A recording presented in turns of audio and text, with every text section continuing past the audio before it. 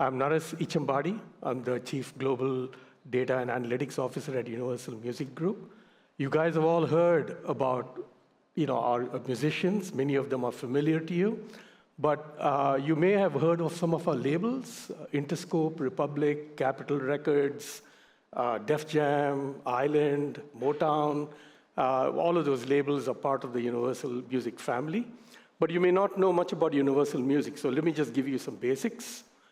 We are about 12 billion euros in annual revenues, market cap of about upwards of $40 billion, depending on the day and how the market's doing.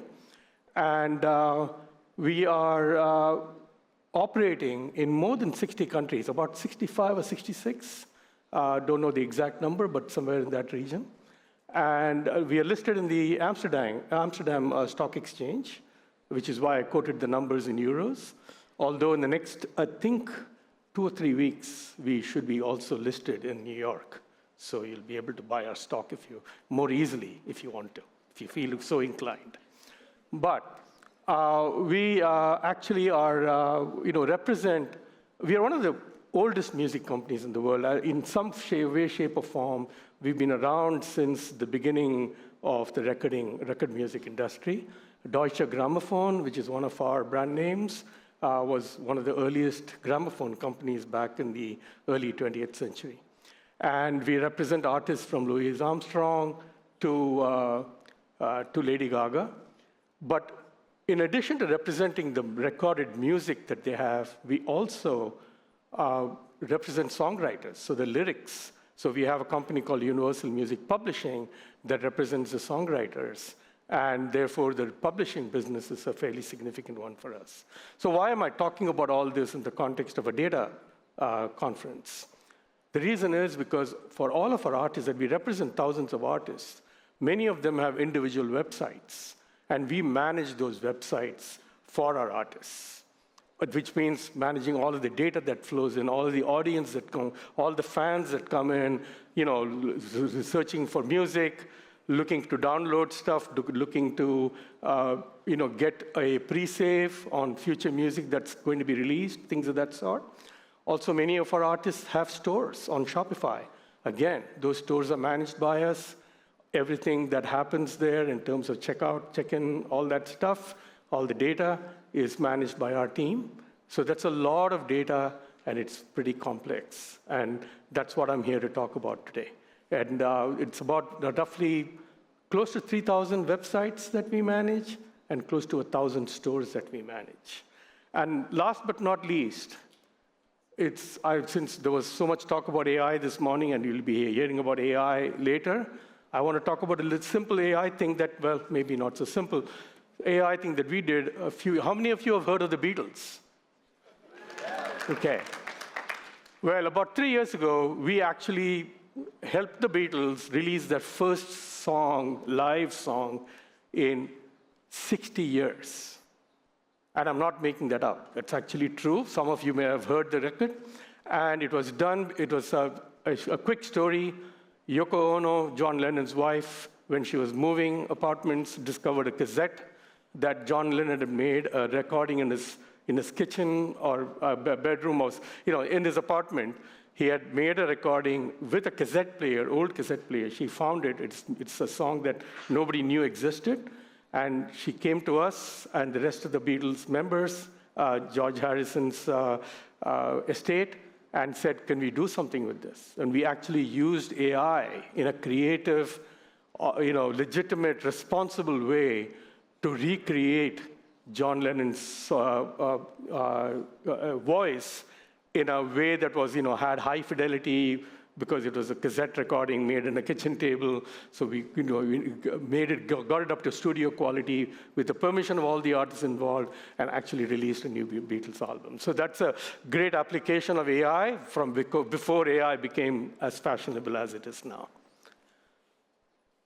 So how do we ensure that our artists are able to engage with their fans? Where does data come in? And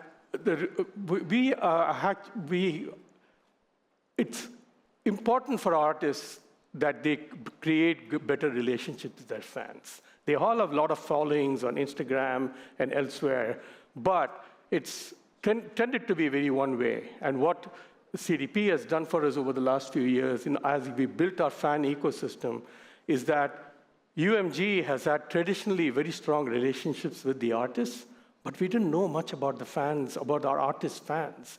And we wanted to help our artists understand their fans better so that they can engage them more effectively. And the challenge was that our artists and our labels are often competing with each other.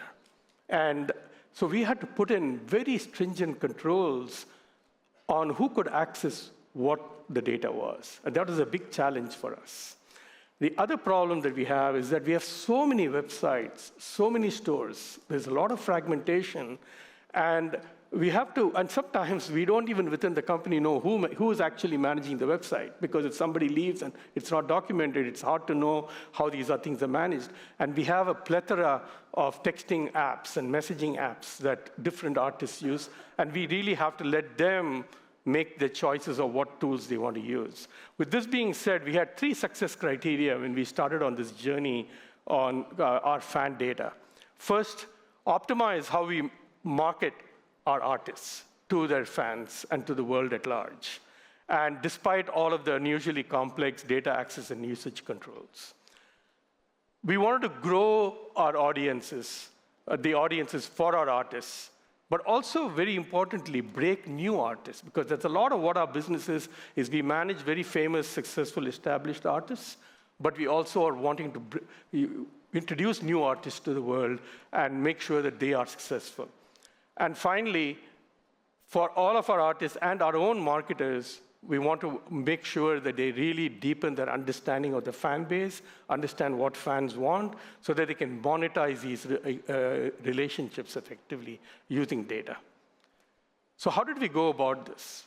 This is a fairly long journey that I'm going to walk you through. We started this process about 4 years ago, I'm thinking, almost 4 years ago.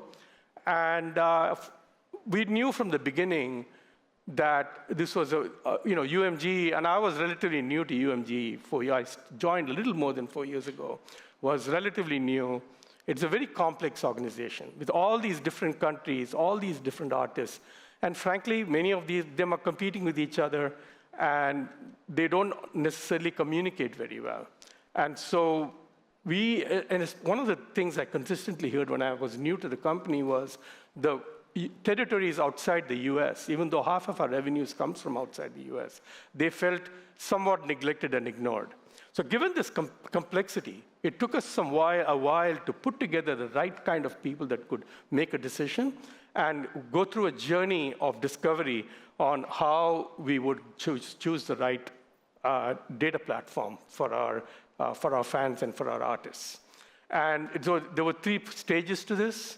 We started with a vendor selection journey. We actually started with about 20 companies that we screened initially, shortlisted them to about 4, and then had demos and use cases based on examples that we gave, and in fact, consumer personas that we gave.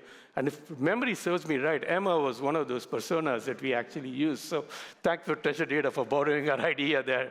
And so we actually used that, used the personas, used very complex use cases from all over the world to get the demos done, custom demos, and then narrowed it down to 2 companies, which then we did a bake-off and finally chose Treasure Data, frankly, because it's the only CDP that could handle the complexity that we had to do. In fact, Kaz often tells me that we may not be the biggest client for Treasure Data, but we are the most complex client for Treasure Data. And I think we've actually pushed them to the limits to some extent in terms of the capabilities.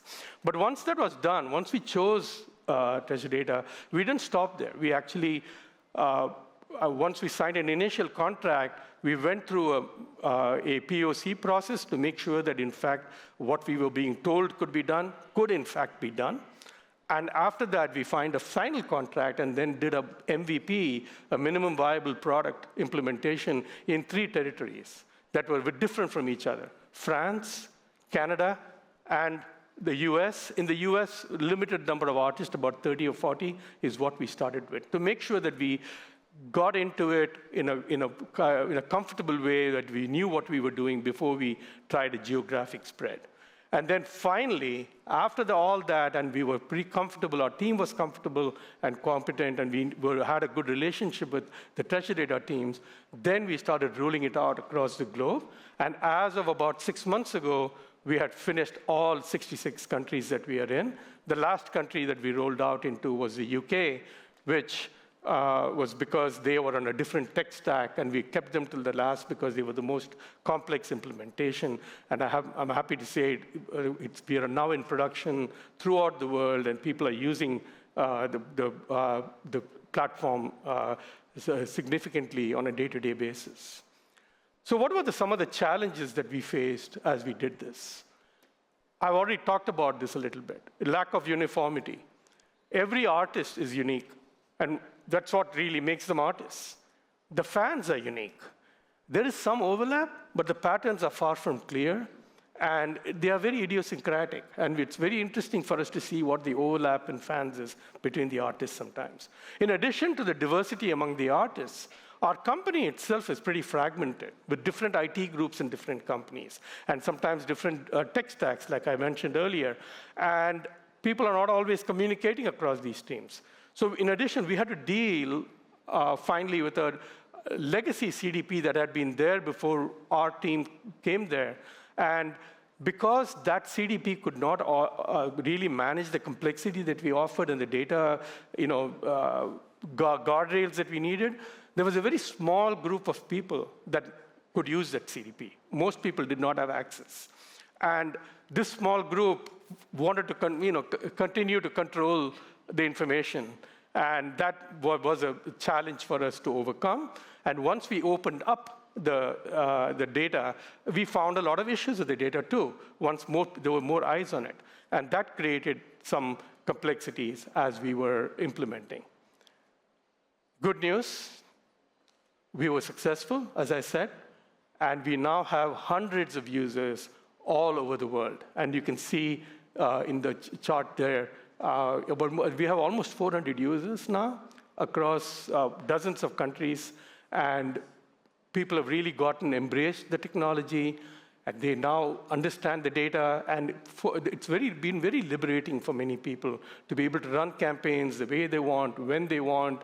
And there were campaigns that eventually were that in the old CDP they could not even think about doing because of the bottlenecks that existed that they are now able to do. And now, with this foundation, we are now ready for the age of AI as it comes rolls out over the next months and years. What about the results? Our results have been fairly impressive. Again, it's still early days. We have a long way to go, but the results have been incredibly impressive across markets. As I said, we had 3 different objectives here: broadening the reach of our artists across different fans. And there, we've had significant success stories. There was an album earlier this year where one of our artists broke Spotify's single-day streaming record for a female artist. And it was, I think it was Sabrina Carpenter who broke that record. And in Germany, we had an artist who expected a lot from an album release, wasn't quite there, wasn't really happy about it. The CRM team in Germany, which is superb, our CRM team there, got on the case, did a campaign, which then drove her to the #1 in the album charts in Germany. And in Japan, which we worked with very closely, that was our second biggest market after Germany that we went after. And the Japanese UMG in Japan does things a little differently. They have a lot of live events, and they also have a store that they run in Tokyo. And they wanted to make sure that they could capture the information from fans that are coming into these events. And we were able to enable that using the CDP. So that's on the reach side. Bottom line for most companies, it's a top line, revenue, and efficiencies. we've been able to show that we can get higher revenues and higher efficiency. So it'll be interesting to see whether we meet that ROI challenge that Rafa talked about earlier as we go to the next step. And we've been able to see some really impressive increases in revenue for individual artists based on individual campaigns, higher purchase rates in France, in Germany, in the US. And then finally, of course, cutting costs, being more efficient, improving cycle times. Things there also we've had some significant success. Our Canadian colleagues have been very good at using this on the paid media side, and it's really helped move their numbers quite a bit. As I said earlier, operational bottlenecks that existed previously, those have been removed, so we're able to run more campaigns more quickly. And we've seen some significant increase in the return on ad spending as a result of our implementation. So what are we most proud of as a result of what we've done? First and foremost, is just the global reach that we've had. All of these countries. When we started this process, there were very few people that thought we could get it done. And historically, things had been very siloed in the company, and tech was not broad enough in most cases. And that was a big source of concern and worry in the company. And it's something that we changed. We actually accomplished the rollout on budget and on time, which was unprecedented. And as a result of that, in fact, the company has started adopting many of the processes that we pioneered. We have empowered our marketers to take control of their campaigns without being dependent on either a central team or IT. And thirdly, and not least, we've actually partnered with Treasure Data, with both the product team as well as with the professional services team, to actually push the envelope a little bit, to make things happen that were not possible when we started. Quite a few features and things that we've had to push that Treasure Data has been a great partner, and they have built these things out, which will benefit all of you in the room in the years and days to come. So some reflections and lessons learned. Some are old lessons, some are new. The first is that change is hard. Human beings, not wired for change. We all want to be staying in our comfort zones. And this took a lot of effort. And in many cases, I would say the technical implementation is kind of table stakes. The technology is table stakes. You need that just to be there. But the real success comes from how you manage change. And dedicating time to make sure that you are training people, you're holding their hands as they do something new and they break old habits and form new habits. Being there for them, having their back, making sure that they're comfortable is very critical. The next thing I would say is that we start small. We focused on some very important, critical use cases that had a high priority, and that was a very important part of getting started early. Also, not being distracted by edge cases is very important.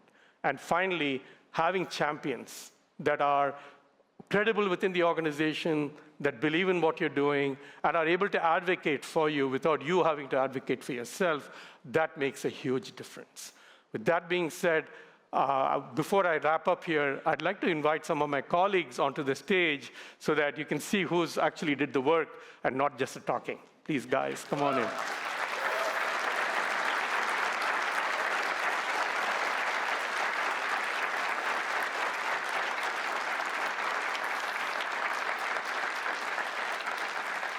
So I'd like to introduce Matt Boland, who is our product manager, project manager. He's been the one that's managed all the stakeholders across all this time and really done the complex job of negotiating timelines and coming in on time and on budget. Then Morgan Conrad, who is not part of my initial team, but she is one of our main clients. She's part of the marketing team, in the central marketing team in UNG, works with one of our largest labels, is embedded there and works very closely with the artist management teams and the label teams. And she's a power user and a great advocate for us. And she's been an early adopter and a power user. And we're very grateful to her for being here. And then Gokulan Doraiswamy, who is on our technical team and is really the wizard behind the screen. He makes sure everything works. And when things break down, He's the first call that people make, and he almost always can fix the problem very quickly and always does it with a smile, which we are very grateful for. Please give him, all of the team, a great round of applause.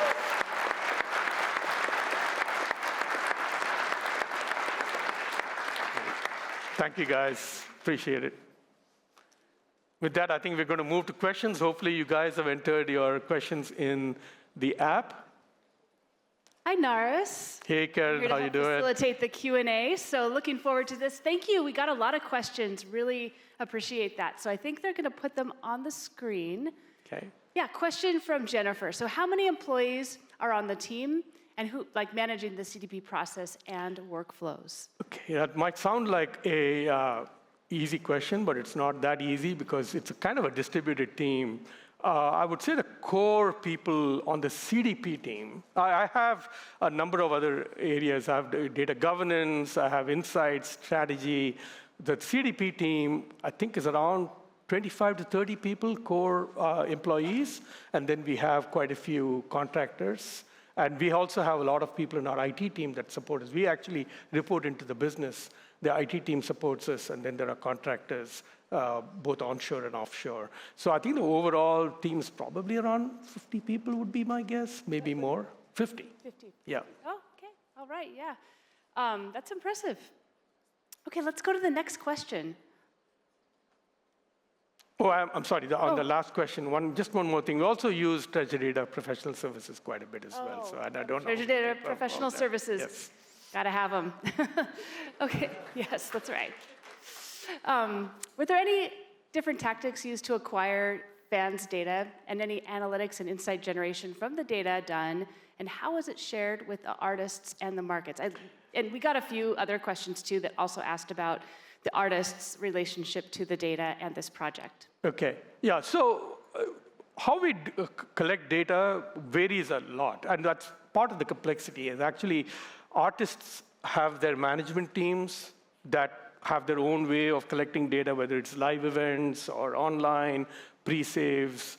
You know, we sometimes get data from Spotify, from our partners. And so there's a variety of ways we get data from, and it varies from artist to artist and label to label. And in fact, Morgan and her team are very involved in doing some of this in cooperation with the artists. And of course, we get data from the websites, from the stores, as well as from the social media channels and all of the typical channels that you think of. There's probably around upwards of 100 data sources that we bring data from. And when we unify all this for a single fan ID globally, and that's something that we've been able to do over the last year or so, which has been very successful. And the analysis and insight generation from the data is done in a couple of different ways. I have a central team, a data science team, and an analytical insights team. We have some products that are now becoming very AI, chatbot kind of driven, but traditionally have been BI kind of products, so that provide a lot of intelligence. There is a product we call FAME, Fan Analytics, Marketing and e-commerce dashboards is what it is, and that provides a lot of information. So and then the individual teams do a lot of their own analysis as well. Yeah. Okay. All right. How long did it take to see results after you did so you talked through the implementation timeline and the process, yeah, but how long until you saw results? Again, it varies. Some results, we were even when we were doing the MVP, the minimum viable product that we started off with, we were able to see some results from early campaigns. And as we've gone through this rollout across all of these multiple countries, we've seen, every country, every team, every artist team, every label team does things a little differently. And their focus is different, their ambitions are different because it depends on whether the artist is new and upcoming, or whether they're an established artist. So the campaigns come in different flavors, and some results come in very quickly. Sometimes we have to wait months for results to come. Sometimes it's about sales and revenue. Sometimes it's about getting them up in the charts, because it's a it's an ego-driven business to some extent. So but bragging rights on the charts is very important sometimes, even if it doesn't make you money. So we have to contend with all of those different options. Yeah. I think we have time for one more question. So do the artists have their own audiences, or is it one big audience? You kind of touched on it. It's a great question. And this has been a point of contention, and we have to be very careful about this. The artists do have their own audiences, and we are very careful about not commingling artist audiences with each other, because they are competing with each other. Those fans are theirs. But separately, over the last 3 or 4 years, we have built a UMG audience as well. And that's a centralized audience. Sometimes there is overlap, but we collect that data through our own sources, and we use that for the benefit of the artists. So they have their own fan bases, but we then bring the UMG audience and superimpose it where it's appropriate and necessary. And this is particularly helpful for new emerging artists, because they don't have a database of fans already. And we are able to figure out, we know who follows what genre, what kind of music somebody likes, in what country they are in, and that we are able to use that to increase the audience size for artists. But once, if it is someone that the artist themselves captured, we never share that with anybody else or use it in a central way.